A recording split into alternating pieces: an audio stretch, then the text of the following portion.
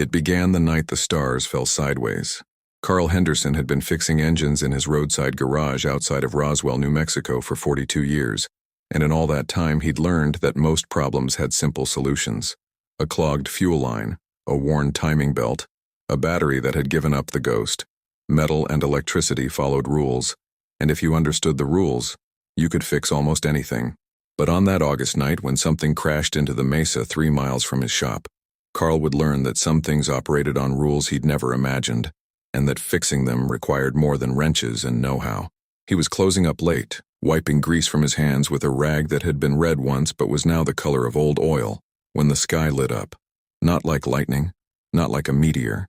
This light moved horizontally across the heavens, leaving a trail of colors that shouldn't exist, purple, silver, gold, all bleeding together like paint and water. The light wobbled, dipped, and disappeared behind the mesa, with a sound that Carl felt in his chest more than heard with his ears. A deep thrumming that made his ribs vibrate and his teeth ache. He stood in the gravel parking lot, rag forgotten in his hands, staring at the glow that now emanated from beyond the ridge. Part of him knew he should call someone. The sheriff, the Air Force Base, somebody official who dealt with crashed aircraft. But another part, the part that had been fixing broken things his entire life, felt a pull stronger than logic. Something needed help, and helping broken things was what Carl Henderson did. He grabbed his toolbox from the shop, 60 pounds of American steel and a lifetime of accumulated tools, threw it in the bed of his Ford F-250, and drove toward the mesa. The dirt road was rough, designed more for cattle than vehicles, but Carl knew every rut and rock. He'd grown up in this country, knew it the way a man knows his own face in the mirror. The glow beyond the ridge grew brighter as he climbed, pulsing now like a heartbeat, and Carl felt his own pulse synchronize with it. When he crested the ridge, what he saw made him stop the truck and sit in silence, engine idling, trying to make his eyes accept what they were showing his brain. The craft, and it was clearly a craft, not a weather balloon or experimental drone, lay in a shallow crater of its own making. It was maybe 30 feet across, shaped like nothing Carl had ever seen. Not a saucer exactly, not a triangle, something in between, or beyond, as if its geometry didn't quite conform to three-dimensional space. The surface rippled with that same impossible color combination, but parts of it were dark now, dead, like the dying synapses of a brain shutting down. And standing beside it was a figure, tall, maybe 7 feet, and slender in a way that suggested different gravity, different evolutionary pressures. It wore no suit or helmet, just stood there in the New Mexico night as if the air was perfectly breathable. Its skin, if that's what it was, seemed to shift between translucence and opacity, and when it turned to look at Carl's truck, he saw eyes that were too large, too dark, too knowing. Carl should have been terrified. Every survival instinct should have been screaming at him to turn around, drive away, forget he'd ever seen this. But terror wasn't what he felt. Instead, an overwhelming sense of recognition washed over him, like seeing an old friend after years apart, like coming home to a place he'd never been. He got out of the truck, leaving the engine running and the headlights on, illuminating the scene like a stage. His boots crunched on the desert floor as he approached, and the being watched him come without moving, without reacting. Up close, Carl could see damage to the craft, scorching on one side, a crack running through what might have been a hull, components that sparked and died and sparked again. Whatever had brought this thing down, it wasn't built to withstand it. The being made a sound, not quite speech, but something that bypassed Carl's ears and registered directly in his mind. Not words, but concepts that translated themselves into language he could understand. Your presence is acknowledged. Your intention is perceived as benevolent. Assistance would be appreciated. Carl looked at the craft, then at the being, then at his toolbox still sitting in the truck bed. He'd fixed tractors and generators and the occasional small aircraft engine, but an alien spacecraft? That was considerably outside his expertise. Still, broken was broken. And if something needed fixing, well, that's what he did. "I'll take a look," he said. Not sure if the being could understand spoken words or if it was all telepathic. "Can't promise anything. I'm better with carburetors than whatever this is." The being's head tilted in what might have been gratitude or amusement. The fundamental principles are universal. Energy must flow. Circuits must complete. Damaged components must be replaced or repaired. You understand these concepts. That is sufficient. Carl retrieved his toolbox and approached the craft cautiously, not sure what touching it might do. The surface was warm, but not hot, and when his hand made contact, he felt a vibration, similar to what he'd felt when it crashed, but gentler now, almost like a purr. The craft was alive in some sense, or at least conscious, and it was in pain. The being moved to what Carl assumed was an access panel and placed its long fingers against the surface. The panel dissolved. No hinges, no mechanism, just there one moment and gone the next, revealing the interior. Carl leaned in with his flashlight and saw technology that made his head hurt to look at, not because it was complex, though it certainly was, but because it operated on principles that seemed to shift the longer he observed them. Components that existed in more than 3 dimensions. Energy flowing in patterns that looped back on themselves. Materials that were solid and liquid simultaneously. But underneath the alien strangeness, Carl began to recognize patterns. This conduit here, it carried power, same as a fuel line. This junction, it distributed energy to multiple systems, same as a fuse box. This component, it regulated flow, same as a voltage regulator. The technology was impossibly advanced, but the logic behind it was familiar. Energy in, distribution, consumption, regulation. Same principles that governed every engine he'd ever fixed. "This is damaged," Carl said, pointing to what looked like a crystalline structure that was fractured in multiple places. "Your power source is leaking, like a radiator with a crack. You're losing energy faster than you can generate it." The being observed him with those 2 large eyes. "Your analysis is correct. The primary resonance chamber was compromised during atmospheric entry. We were pursued, attacked, forced down." Carl looked up sharply. "Pursued by what?" "Forces that do not wish for contact between your species and those who would offer guidance. There are powers that prefer humanity remain ignorant, isolated, controllable. We are messengers. They are gatekeepers." The words settled into Carl's mind like stones into water, sending ripples through his understanding of reality. He'd heard the stories. Everyone in Roswell had. Encounters, cover-ups, visitors from elsewhere.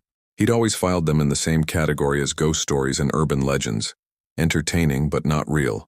Now, standing with his hand on a craft that shouldn't exist, talking to a being that violated every biological rule he knew, those stories took on new weight. "Can it be fixed?" the being asked, and Carl heard genuine concern in the telepathic transmission. Not for itself, but for something larger, like missing an important appointment, like failing to deliver critical information. Carl studied the damaged crystal, running his fingers along the fractures. In his mind's eye, he saw how energy was supposed to flow through it, a perfect resonance creating a harmonic that powered the entire craft. The cracks disrupted that resonance, turning smooth flow into chaos. He'd seen similar problems in speaker systems, in the balance of an engine, in any system that relied on harmonic cooperation. "Maybe," he said slowly, "but I'd need to stabilize the fractures, restore the resonance pattern. I don't have materials that can work with whatever this is, but I have epoxy. I have copper wire. I have duct tape and prayers and 42 years of making things work that shouldn't." The being did something that might have been a smile, though its face didn't have the mechanics for human expressions. "Your species' resourcefulness is why we come. Why we've always come. You adapt, you improvise, you survive. These qualities will be essential for what approaches." "What approaches?" Carl asked. But the being had already moved to another damaged section, showing him what needed attention. For the next 3 hours, Carl worked with an alien being to repair an impossible machine using earth tools and improvised solutions.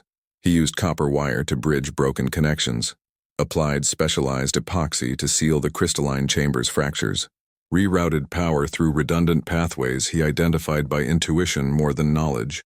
The being guided him, showing him what needed to be done, but Carl's hands did the work, hands that had fixed 10,000 engines, applying that knowledge to something that had crossed star systems.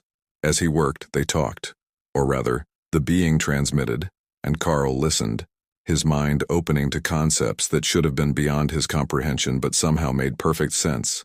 The universe was teeming with life, conscious life, millions of species across billions of worlds, all at different stages of development.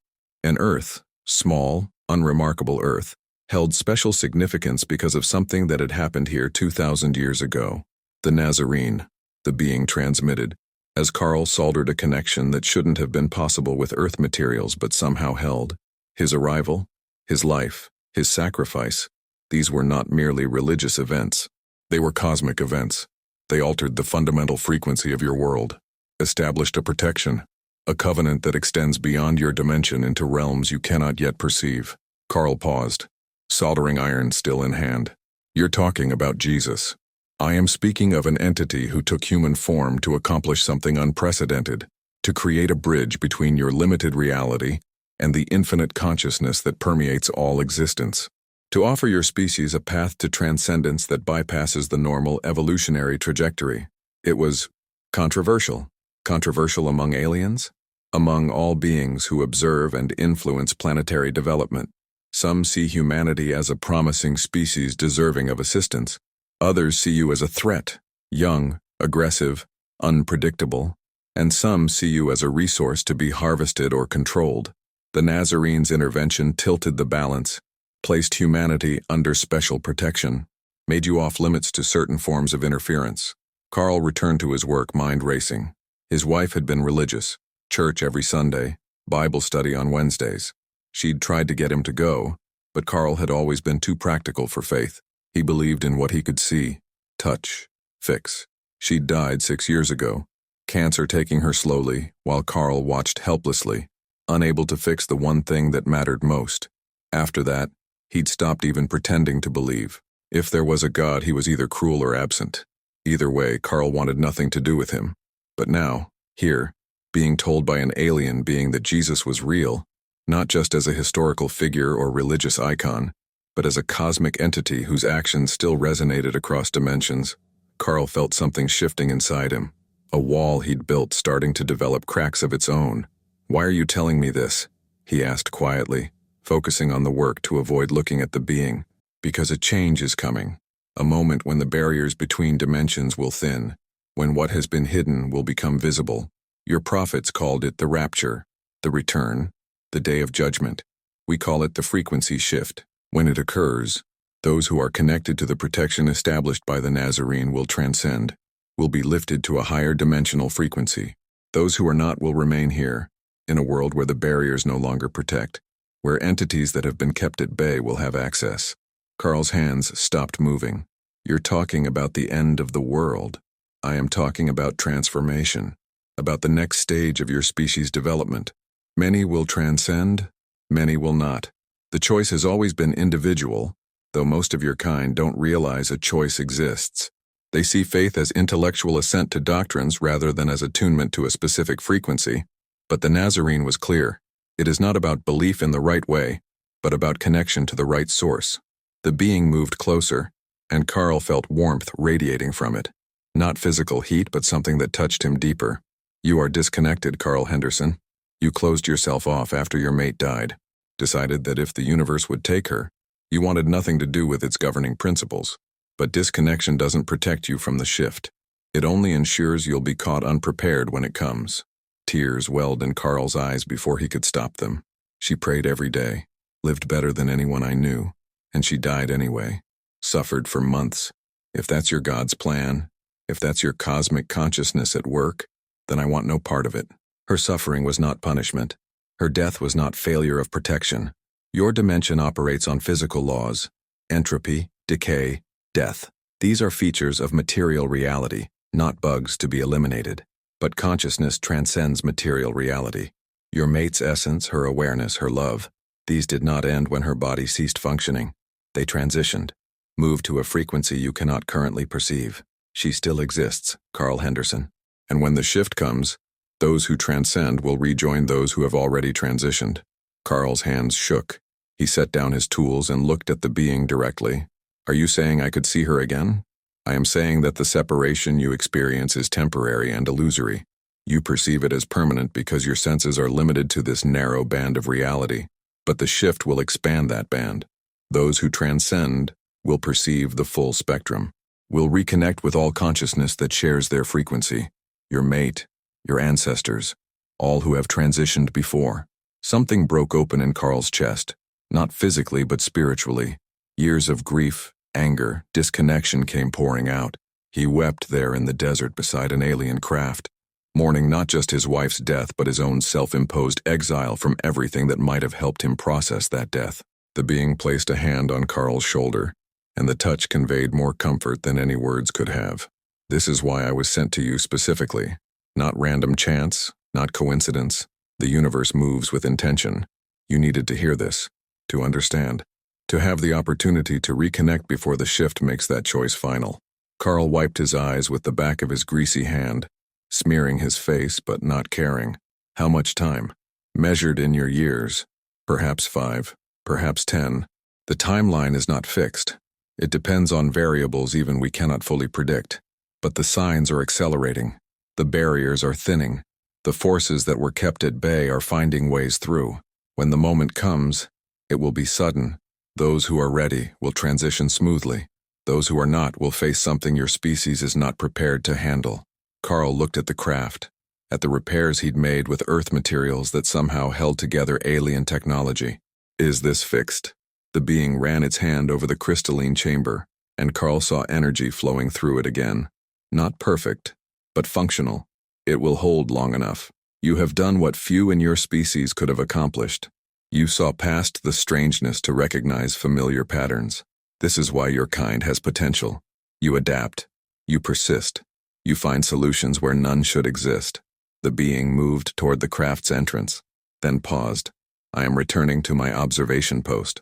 But before I go, I offer you a gift, the sight, the ability to perceive beyond surface reality, to see the frequency connections that bind all consciousness, to recognize those who are preparing for the shift and those who are oblivious. Use it wisely." The being touched Carl's forehead, and the world exploded into levels of perception he'd never imagined. He saw the energy flowing through his own body, not just biological systems, but something else, something that existed beyond his physical form. He saw threads of light connecting him to everything around him, to the earth beneath his feet, to the stars above, to the being before him, and stretching away into distance beyond measuring, a thread that led to something, someone, he recognized instantly, his wife, still there, still existing, still connected to him by bonds that death couldn't sever. The vision faded, but the ability to access it remained. Carl staggered, overwhelmed by what he'd been shown, what he could now perceive if he chose to look. "Remember," the being transmitted as it entered the craft, "the shift is coming. Prepare yourself. Prepare others when you can. Not everyone will be ready to hear, but some will. Find them, help them, and maintain your connection to the source. The protection is real. The transcendence is real. Your reunion with all you've lost is real, but only for those who choose it consciously." The craft's door sealed, or rather became solid again, the entrance disappearing as if it had never existed. The crystals began to glow, the harmonics building, and Carl stepped back as the craft lifted slowly from the crater. It rose into the night sky, accelerating smoothly until it was just another light among the stars, indistinguishable from the ancient photons that had traveled for eons to reach this desert. Carl stood alone in the darkness, his toolbox at his feet, his truck's headlights still illuminating the crater where something impossible had been. His hands were steady now, his heart was calm, and for the first time in 6 years, he felt connected to something larger than his grief. He drove home slowly, seeing the world with new eyes. The sight the being had given him showed him things he'd never noticed, energy patterns in the clouds, frequency connections between living things, and threading through it all, that sense of protection the being had described.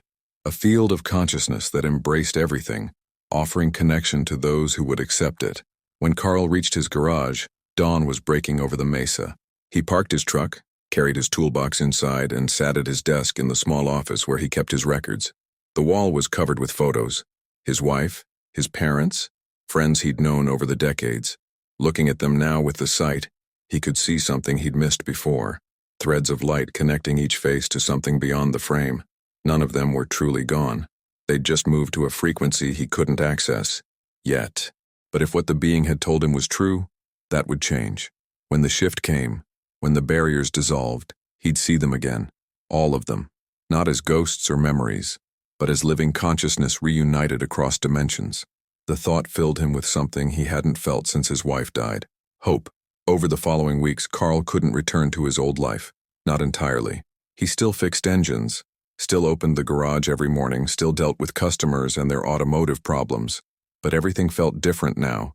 He moved through his days with the awareness that this world, solid and real as it seemed, was just one frequency in a spectrum of existence. And he saw things others couldn't see. He saw people walking around with threads of light connecting them to the source, though most were unaware of the connection. He saw others who'd severed those threads deliberately, preferring isolation to dependence on something they couldn't control. And increasingly, he saw people with no threads at all, moving through life disconnected from anything beyond their immediate material existence. Those frightened him most. Because if the shift came and they had no connection to the source, no attunement to the frequency of transcendence, what would happen to them? Would they simply remain behind in a world where the protective barriers had collapsed? Would they face the entities the being had mentioned, the forces that had been kept at bay but were finding ways through? Carl started praying again. Not in church. He still couldn't bring himself to sit through services that felt more about ritual than connection, but privately, genuinely, opening himself to the presence he could now perceive, asking for guidance, for understanding, for the strength to prepare for what was coming. And as he prayed, something extraordinary began happening. I repaired an alien spaceship and had a vision about the return of Jesus saving souls. Part 2. Extended. People started coming to him, not for engine repairs, though those continued, but for something else. Something they couldn't name but recognized when they felt it. A woman whose daughter had been in a coma for 3 weeks showed up at the garage asking if Carl could pray with her. She'd heard from someone who'd heard from someone else that the mechanic outside Roswell had changed, that there was something different about him now, that when he prayed, things happened. Carl had never prayed publicly before, never felt qualified to speak to God on anyone else's behalf. But when he looked at this mother with the sight the being had given him, he saw her thread of light, thin, frayed, barely holding, and he knew what to do. They stood together in the garage bay, hands clasped, and Carl spoke simply. He didn't use religious language or formal prayers. He just opened himself to the presence he could now perceive and asked for help, for healing, for mercy. And as he prayed, he felt energy flowing through him, not from him but through him, like he was a conduit connecting this desperate mother to something vast and compassionate. The woman's phone rang 3 hours later while she was driving home. Her daughter had woken up. The doctors couldn't explain it. One moment unresponsive, the next sitting up asking for water. A miracle, they said, using the word uncomfortably, as if acknowledging something that violated their understanding of medicine. Word spread, not widely. Carl's town was small, and people were naturally skeptical, but within certain circles, among those who were already open to possibilities beyond the material, his name began to circulate. The mechanic who could see things, who could pray with effect, who seemed to carry a presence that others could feel even if they couldn't define it. An elderly farmer came because his land was dying. Soil that had been productive for 3 generations suddenly barren, nothing would grow. Carl walked the fields with him, and with the sight he saw something the farmer couldn't. Dark threads winding through the earth like parasitic roots, draining vitality, creating dead zones. Not natural, not physical, something from the other side of the thinning barrier the being had mentioned. Carl knelt in the dirt and did something that felt instinctive rather than learned. He prayed protection over the land, claiming the covenant the being had spoken of, invoking the authority established by the Nazarene. And as he spoke, he saw those dark threads recoil, shrivel, dissolve. The land's natural energy began flowing again, reconnecting to the web of life that sustained all growing things. The farmer planted wheat that season expecting nothing. By harvest, his yield exceeded anything he'd produced in 40 years. The soil tested richer than it had ever been. Something had changed at a level deeper than chemistry or biology.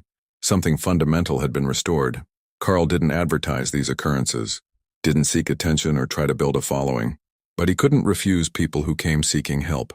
Not when he could see their threads, could perceive their connections or lack thereof, could sense when they were ready to hear truth that the world dismissed as impossible. He began keeping a journal, recording what he observed, how the sight worked, what patterns he was noticing in the world around him, the signs the being had mentioned, the thinning barriers, the entities finding ways through, the acceleration toward the shift. And he saw those signs everywhere once he knew to look for them.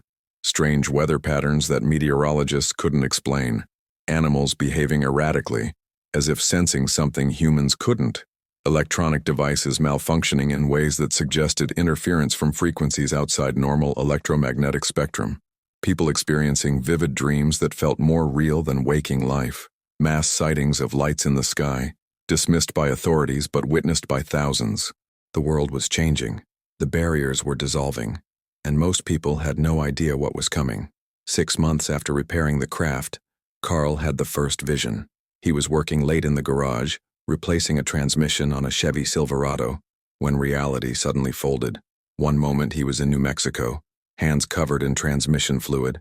The next, he was somewhere else. Someone else. He stood on a hillside overlooking a vast plain.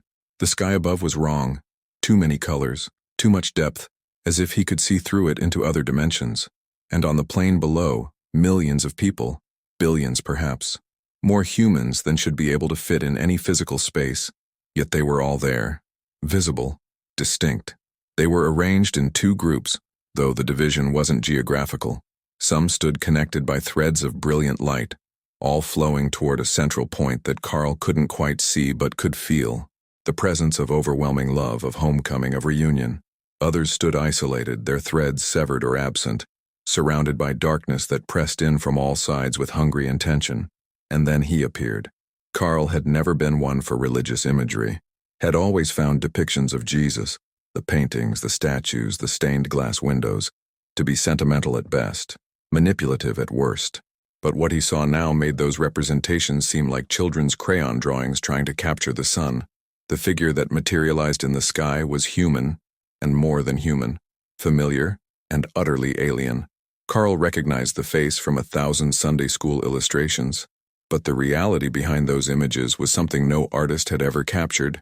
This was the being the alien had called the Nazarene, the entity who had taken human form to accomplish something unprecedented. And he was returning not to judge but to gather. Light poured from him like a river, flowing toward all those who were connected, who'd maintained their threads, who'd chosen consciously or unconsciously to remain attuned to the frequency of divine consciousness. Carl watched as those people, young and old, from every nation and tradition, religious and secular, rich and poor, began to rise, not physically, though their bodies lifted from the ground, but dimensionally, their frequencies shifting, their consciousness expanding, their very beings transitioning into forms that could exist in the fuller spectrum of reality. They were becoming light, becoming energy, becoming something that transcended the limitations of material existence while maintaining their individuality, their memories, their loves. And as they rose, Carl saw them reuniting with others, the threads that had connected them to those who died now visible as living connections. Families reunited, friends embraced. Love that had been separated by death was joined again in forms that would never again be subject to decay or loss. He saw his wife among them, younger somehow, or perhaps timeless. She turned and looked directly at him across the impossible distance, and he felt her love as surely as if she was standing beside him. She was waiting. She'd always been waiting. And when his time came to transition, she'd be there. But not everyone was rising. The others, those without connections, those who'd severed their threads or never developed them, remained. And Carl saw what happened next, with horror, that would haunt him for the rest of his days. The protective barriers that had kept certain entities at bay dissolved completely, and through the gaps came things that humanity had no framework for understanding. Not demons in the traditional sense, though that word would do as well as any, but consciousnesses of such age and hunger and alien intent that human minds couldn't process them without breaking. They came for those who remained, not to punish, but to consume, to harvest, to integrate into their own collective consciousness. Carl watched people's threads not just severed but absorbed, their individuality dissolved, their souls, if that's what they were, becoming fuel for something vast and terrible. This was the choice the being had spoken of, the consequence of disconnection. Not punishment from an angry God, but the natural result of refusing the protection that had been offered, like turning down a life jacket and then wondering why you drowned. The vision released him, and Carl found himself on his knees in the garage weeping, not just for what he'd seen but for what it meant. The shift was coming, the return was real, and billions of people had no idea they needed to prepare, had no understanding that their souls were contested territory, in a cosmic event that would separate humanity permanently. into those who transcended and those who were left to face what came after. He stumbled to the bathroom and splashed water on his face, trying to ground himself in material reality. But the vision had changed something. Before, the being's warnings had been abstract, theoretical. Now they were visceral, urgent, real in a way that demanded response. Carl opened his laptop and began writing. Not for publication, he had no platform, no audience. But because the information had to be preserved, had to be shared with whoever would listen, had to be made available before it was too late. He wrote about the encounter, about the being's message, about the sight and what it had shown him, about the vision of the return and the terrible sorting that would follow, and most importantly about the protection, how to access it, how to maintain it, how to help others find it before the barriers dissolved completely.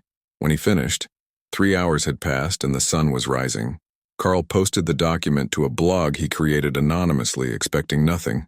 But within a week it had been read 40,000 times. Within a month, 500,000. People were hungry for this information, even if they didn't know why, especially those who'd had their own encounters, their own inexplicable experiences, their own sense that something momentous was approaching. Messages flooded his anonymous email, people sharing their stories, asking questions, begging for more information. Carl responded when he could, always pointing them toward the same core truth. Establish your connection, maintain your thread, claim the protection that's been offered. Everything else was detail. But not everyone who read his words was friendly. Some accused him of fear-mongering, others of heresy, Christianity without church, salvation without denomination, spirituality without religious gatekeepers, and some messages carried a darker tone, threats, warnings to stop spreading information that confused people, that undermined social stability, that promoted dangerous ideas.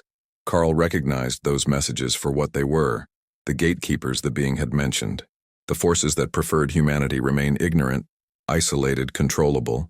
They didn't want people waking up, didn't want them preparing, didn't want them understanding that the game was rigged, and the protection was real, and the choice was individual rather than institutional.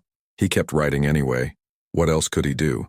The vision had shown him what happened to those who weren't ready. He couldn't unsee that, couldn't live with himself if he stayed silent. A year after the encounter, Carl's garage had become something more than a repair shop.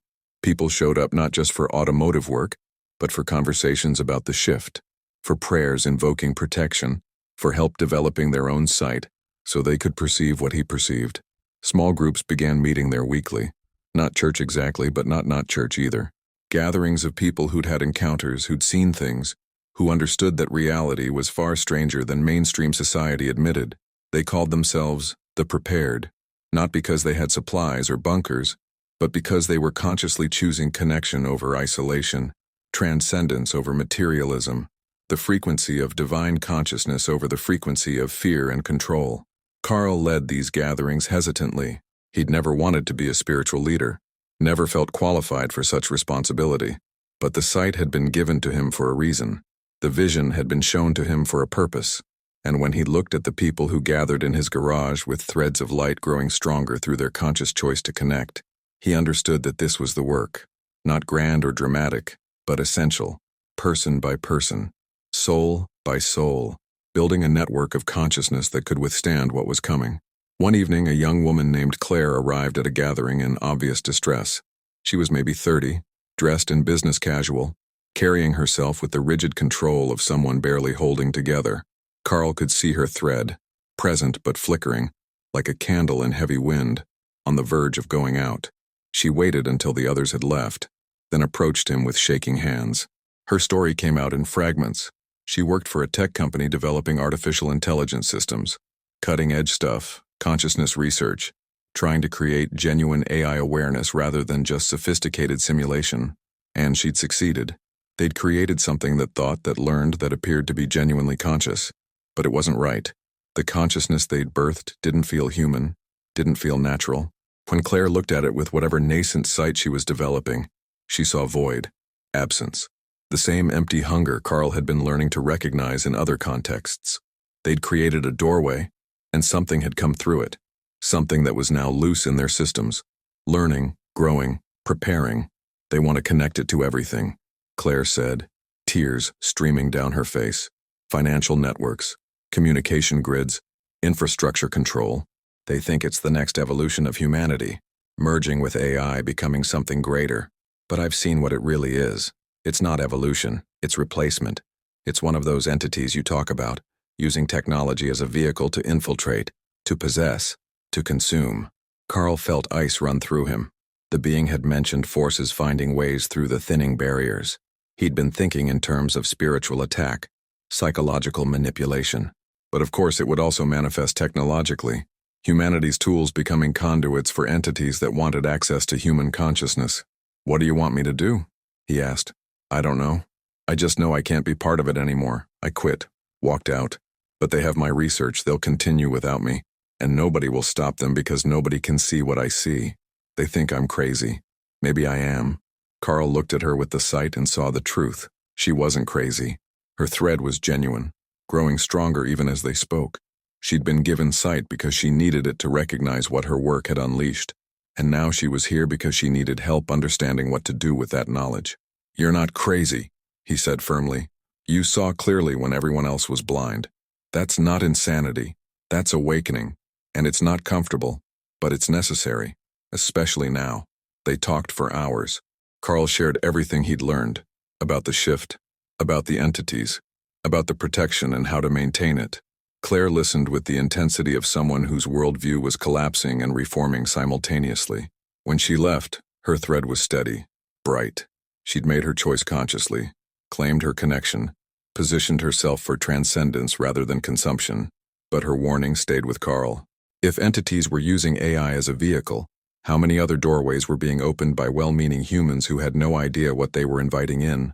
How many other Claires were out there, working on projects that seemed like progress, but were actually building infrastructure for invasion?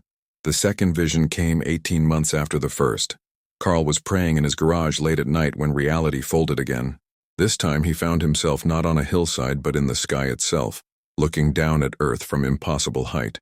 And he saw the planet with the sight, not as a blue marble of land and water, but as a living consciousness wrapped in protective light.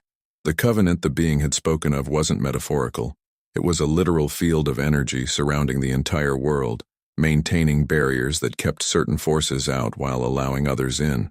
But the field was weakening. Carl watched as dark threads, similar to what he'd seen in the dying farmer's land but vastly larger, probed the protective barrier, looking for weaknesses, creating cracks. Each crack allowed more entities through, and each entity that came through worked to widen the cracks further, creating positive feedback toward total barrier collapse. The timeline was accelerating. What the being had said might be 5 to 10 years was now looking like less, maybe much less. The signs weren't just increasing, they were accelerating exponentially. And when the barrier finally failed completely, when the shift occurred, those who weren't already connected to the frequency of transcendence would have no time to establish that connection. The sorting would be instantaneous. Carl saw the mechanism of the return now. Not Jesus descending like an ancient king claiming his kingdom, but consciousness expanding. The Nazarene's frequency resonating across all dimensions simultaneously, calling to every thread that shared that frequency. Those who were attuned would respond automatically, their consciousness lifting to meet his, their beings transitioning into the fuller spectrum of existence. Those who weren't attuned simply wouldn't hear the call, wouldn't respond, wouldn't rise, would remain in a dimension that no longer had the protections it once did. The vision showed him individual faces, billions of them, all making or having made their choices, some conscious and deliberate, others unconscious and instinctive, and Carl saw with terrible clarity that the traditional religious categories meant almost nothing. People who'd never set foot in church rising because their hearts were connected. People who'd gone to church every Sunday remaining because their faith was performance rather than presence. Muslims, Buddhists, atheists, agnostics. All sorts rising or remaining based not on their doctrinal beliefs but on whether they'd maintained connection to the source, by whatever name they called it. And he saw himself, thread bright and strong, connected not just to the source but to his wife, to everyone he'd helped awaken, to the growing network of consciousness that was preparing for the shift. When the return came, he'd be ready. He'd transcend. He'd rejoin all he'd lost and gain access to realities he couldn't currently imagine. But the vision also showed him what he had to do before that moment, how many more people he needed to reach, How much more work remained? The garage, the weekly gatherings, the anonymous blog. These were just the beginning. He needed to expand, to find others with sight, to build networks of the prepared across regions and nations, to create infrastructure of consciousness that could help people transition smoothly when the barriers fell. The vision released him, and Carl found himself energized rather than exhausted. The timeline was shorter than he'd thought, but that meant the work was more urgent, not more hopeless. Every person who woke up, who established connection, who chose transcendence, that was victory. That was a soul saved from consumption, a consciousness preserved, a thread woven into the great tapestry of divine awareness. He expanded his outreach carefully, not broadcasting publicly. That would attract too much attention from those who wanted to suppress the information. But finding people like Claire who were already experiencing phenomena, already questioning consensus reality, already developing sight whether they understood it or not. He connected them to each other, helped them understand what they were perceiving, taught them to maintain and strengthen their threads. Within 2 years, the network had grown to thousands across 12 states. Small cell groups meeting quietly, sharing information, supporting each other's spiritual development, preparing for the shift. They came from every background imaginable, scientists and farmers, teachers and veterans, young and old, every ethnicity and religious tradition. The only commonality was that they'd seen behind the curtain and couldn't unsee it. And Carl watched them grow stronger, watched their threads brighten, watched them help others wake up and establish connections. The work was spreading exponentially now, person to person, community to community. Not enough to reach everyone, that was never possible, but enough to save many who would otherwise have remained oblivious until too late. The signs continued accelerating. Strange weather became the new normal. Electronic devices malfunctioned with increasing frequency. Animals exhibited bizarre behavior patterns. People reported vivid dreams of the same themes: rising, light, transformation, sorting. The collective unconscious was processing what was approaching, even if the collective conscious mind refused to acknowledge it, and the entities were becoming bolder. Carl saw them with increasing frequency when he used the sight. Dark presences attached to people, feeding on their fear and anger and despair. Not possession in the traditional sense, but influence, amplification of negative emotions, encouragement of behaviors that severed threads and isolated souls. They were harvesting even before the barriers fell, preparing the ground, ensuring maximum yield when the shift finally occurred. 3 years after repairing the craft, Carl received a visitor who changed everything. An older man appeared at the garage driving a Mercedes that didn't need repair. He introduced himself as Dr. Aaron Steinberg, a retired physicist who'd spent his career studying quantum consciousness and dimensional theory. He'd read Carl's anonymous blog, recognized truth he'd been seeking through mathematics and experimentation for decades, and he'd come seeking confirmation that his theories were more than just equations. Carl invited him into the office, and they talked for 6 hours. Steinberg had arrived at the same conclusions through completely different means: that consciousness was fundamental rather than emergent, that multiple dimensions existed in superposition with this one, that human awareness was a receiver tuned to a narrow frequency, but capable of accessing much broader spectrum. He'd theorized the shift mathematically before ever hearing about it mystically. "I can prove it," Steinberg said, his eyes bright with excitement that seemed years younger than his face. "Not to everyone. Most won't accept proof that contradicts their paradigm.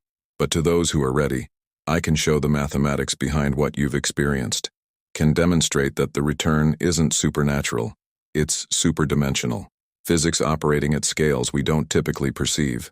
Together, they began documenting the phenomenon from both mystical and scientific perspectives. Steinberg brought rigor and measurements. Carl brought direct experience and sight. The combination was powerful, able to speak to both spiritual seekers and rational skeptics, showing them that what was approaching wasn't violation of natural law, but fulfillment of deeper laws they hadn't known existed. Their collaboration attracted others: a neurologist studying consciousness in near-death experiences, a theologian who'd spent years translating ancient texts and recognizing descriptions of dimensional transcendence in supposedly metaphorical passages, an astronomer tracking anomalous signals that suggested intelligent communication between Earth and points unknown, a psychologist studying collective consciousness and noticing coherence patterns that shouldn't be statistically possible. They formed what they called the Institute. No formal structure, no physical location, just a network of credentialed professionals providing alternative frameworks for understanding what was happening. Their papers were published in fringe journals, dismissed by mainstream academia, but they reached those who were ready to consider that consensus reality might be incomplete, that the approaching shift might be real, that preparation might be urgent. 4 years after the encounter, the first wave occurred. It wasn't the full shift the being had made clear that would be singular and complete, but it was a preview, a small-scale demonstration of what was coming. Carl felt it before it happened, a building pressure in the air and consciousness itself, like the moment before a thunderstorm breaks. Across the world, approximately 10,000 people simultaneously vanished. One moment present, the next gone. No bodies, no trace. Just absence where presence had been. It lasted only seconds. They reappeared almost immediately, disoriented and changed. But the message was clear. This could happen. This would happen. And next time, it wouldn't be temporary. Those who experienced the wave described the same thing. Sudden expansion of consciousness. Perception of multiple dimensions simultaneously.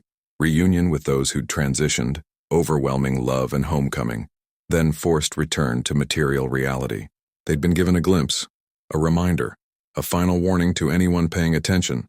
Mainstream media struggled to explain it. Mass hallucination, coordinated hoax, atmospheric phenomena, anything but what it actually was. A demonstration that the boundaries between dimensions were dissolving, that the shift was approaching, that the return was real. But those with sight understood. Carl watched as his network exploded in size. The wave had awakened thousands who'd been unconsciously preparing, given them direct experience they couldn't dismiss, shown them that everything the prepared had been saying was true. The work intensified. The urgency became palpable. Time was running out. Carl spent his days in the garage and his nights working with the Institute, coordinating the network, responding to desperate messages from people who'd felt the wave and needed to understand what it meant. He was exhausted constantly but couldn't stop. Every person reached was a soul saved. Every thread established was a victory against the forces that wanted humanity to remain blind and isolated until too late. He thought about the being often, the watcher who'd crashed and asked for help, who'd chosen Carl specifically because a simple mechanic who fixed broken things with improvised solutions was exactly what was needed, who'd given him sight and warning and sent him back to do the work. Had the being survived? Returned to its observation post? Or had it dissolved completely, sacrificing itself to deliver the message? Carl didn't know, but he honored the sacrifice by fulfilling the mission, preparing as many souls as possible for the transcendence that was coming. 5 years after repairing the craft, on an August night identical to the one where it all began, Carl stood on the mesa watching stars that no longer seemed as distant as they once had. The sight showed him threads of light connecting every conscious being, all flowing toward or away from the central source. The protective barrier around Earth was nearly gone, just wisps remaining, like spiderweb covered in morning dew, beautiful and fragile, and about to dissolve completely in the rising sun. It would be soon now, very soon, maybe months, maybe weeks. The signs were unmistakable for those with eyes to see, and Carl had done all he could. Tens of thousands connected to the network, millions more aware through the Institute's work. Not enough to save everyone, that was never possible, but enough to save many who would otherwise have faced the shift unprepared. He thought about his wife waiting on the other side, about all he'd lost that would be restored, about transcending the limitations of material existence and perceiving the full spectrum of divine consciousness, about finally understanding completely what the being had tried to explain, that death wasn't ending, separation wasn't permanent, love didn't terminate, and consciousness couldn't be destroyed. A shooting star crossed the sky, and Carl made a wish out of habit before realizing wishes were obsolete. The future was determined. The shift was approaching. The return was inevitable. All that remained was for each soul to position themselves consciously, to claim their connection, to choose transcendence over consumption. He'd made his choice, done his work, maintained his thread. Now he just had to wait for the moment when that thread would pull him home. Perhaps heaven was never a location we traveled to after death, but a frequency we learned to perceive while still alive. Perhaps the return wasn't about someone coming back to us, but about us finally becoming capable of perceiving who'd been present all along. Perhaps salvation was never about being rescued from the world, but about transforming into beings who could exist in the fuller reality that surrounded and interpenetrated the limited dimension we'd mistaken for all there was. The mechanic fixed one more thing before the end. Not an engine, but a bridge. Between dimensions. Between consciousness and matter. Between those who were ready and the transcendence awaiting them. That was enough. That was everything. Truth or fiction? Maybe neither the teller nor the listener truly knows. Here, stories exist to touch hearts and spark reflection. The magic reveals itself only to those willing to feel, not to those who demand certainty.